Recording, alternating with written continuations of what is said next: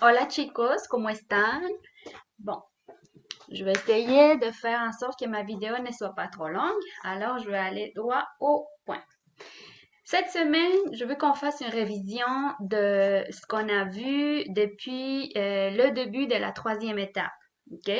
Nous avons un objectif à chaque étape et on va se souvenir, on va se rappeler de notre objectif pour la troisième étape et c'est de décrire les lieux d'une ville ou essayer de décrire une ville. Parler d'une ville. OK? C'est ça notre objectif communicatif en espagnol. Pour arriver à réussir cet objectif, il y a plusieurs éléments sur lesquels on a déjà travaillé. OK? Là, ici, on va faire une révision de ça.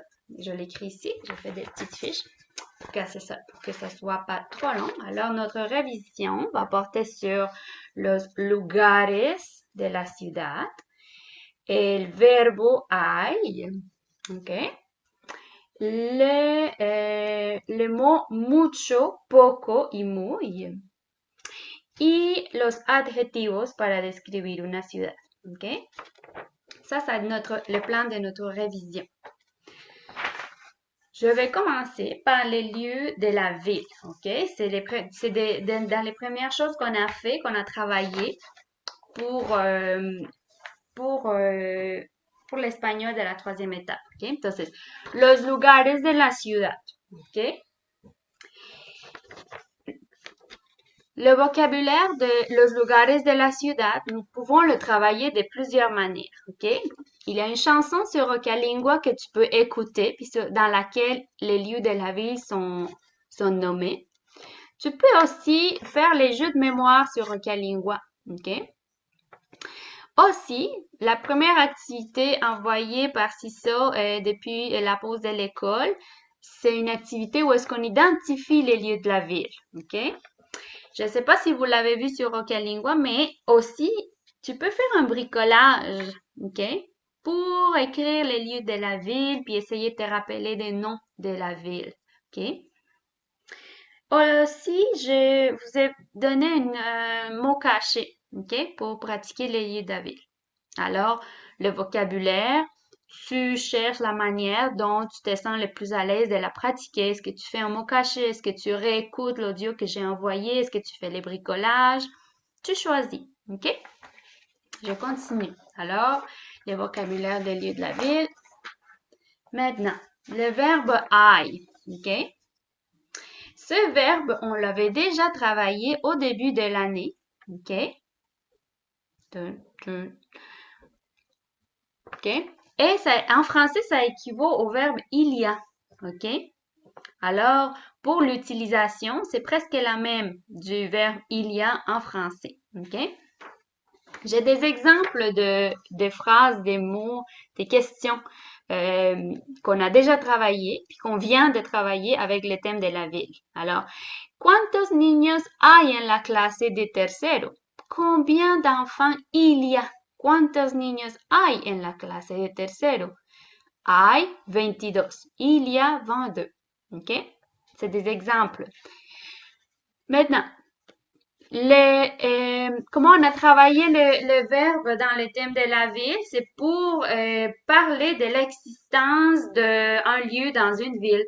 Est-ce qu'il y a dans ton quartier, est-ce qu'il y a des restaurants dans ton quartier? Hay restaurantes en tu barrio. Si hay, no hay. ¿Ok? Il y en a, no, il n'y en a pas. ¿Qué hay en tu ciudad? ¿Qué hay en tu ciudad? Qu'est-ce qu'il y a dans ta ville? ¿Qué hay en tu ciudad? Qu'est-ce qu'il y a dans ta ville? O hay restaurantes, hay parques, ¿ah? Il y a des restaurants, il y a des parcs. No hay playas, no hay metro. ¿Ah? Si, petite chose à se rappeler, c'est, tu vois ici, là, il n'y a pas de déterminant parce que tout est pluriel. Alors, tu n'as pas besoin de dire hay unos restaurantes ou hay unos parques. Non. Tu écris tout simplement le nom après le verbe hay. OK?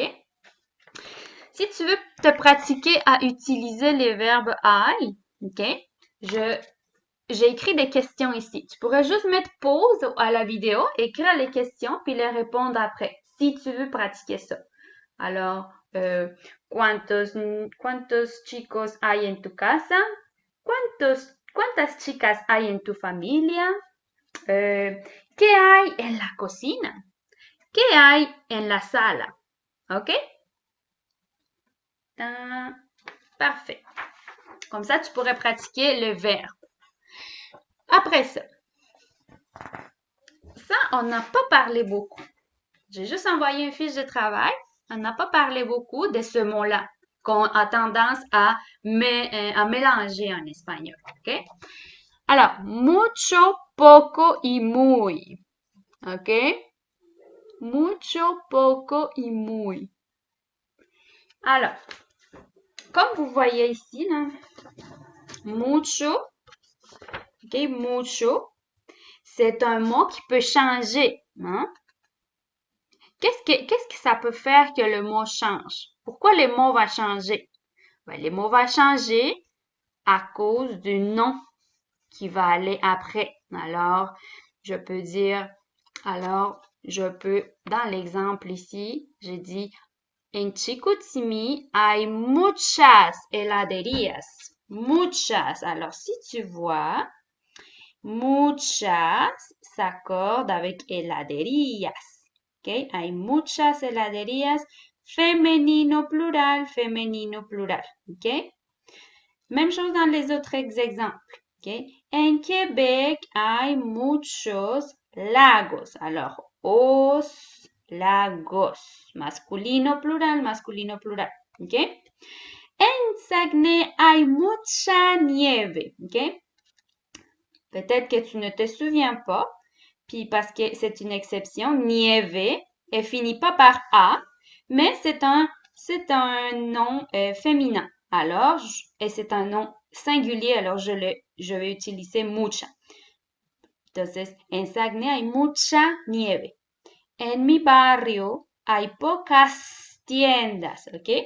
Là, tu vois, j'ai mis un nouveau mot. Pocas, c'est pour te dire que de la manière comment on utilise mucho, mucho, muchas, on utilise aussi poco, poca, pocos, pocas, ¿ok? Alors, on se rappelle comment utiliser mucho. Mucho.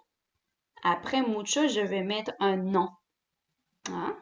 Est-ce que tu te souviens, c'est quoi un nom? Non, devoir d'abord. OK.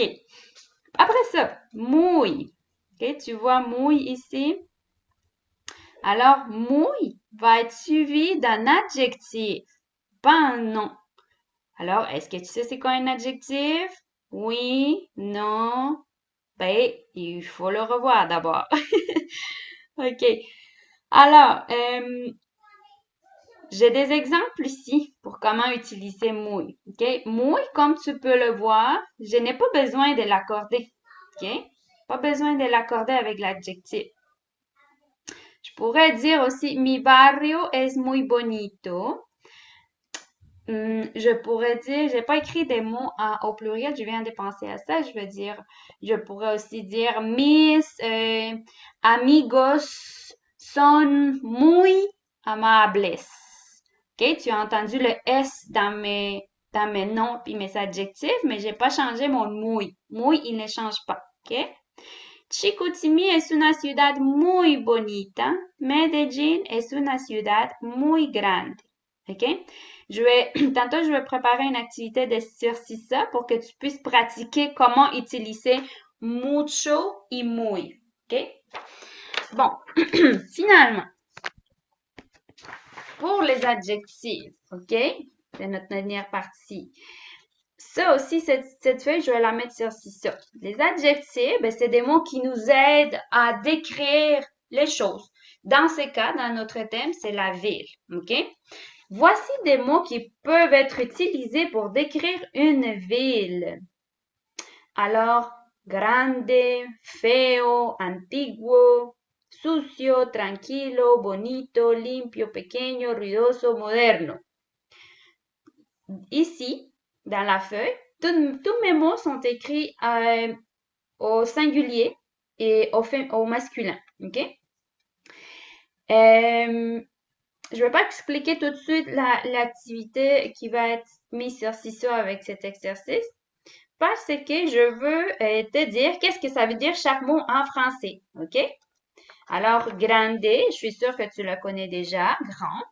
Feo, c'est le contraire. Les. Sucio, ¿dónde está sucio? Sucio.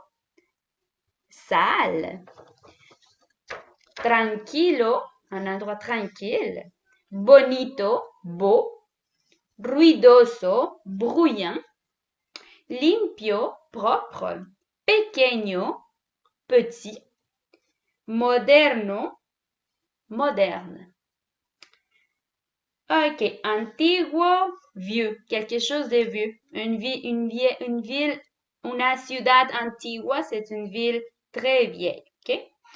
Alors, j'ai fini. J'espère que ça n'a pas été trop long.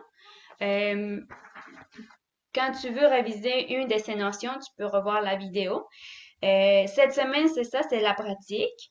On révise les notions, on pratique le vocabulaire parce que la semaine prochaine, il va y avoir 2 évaluations.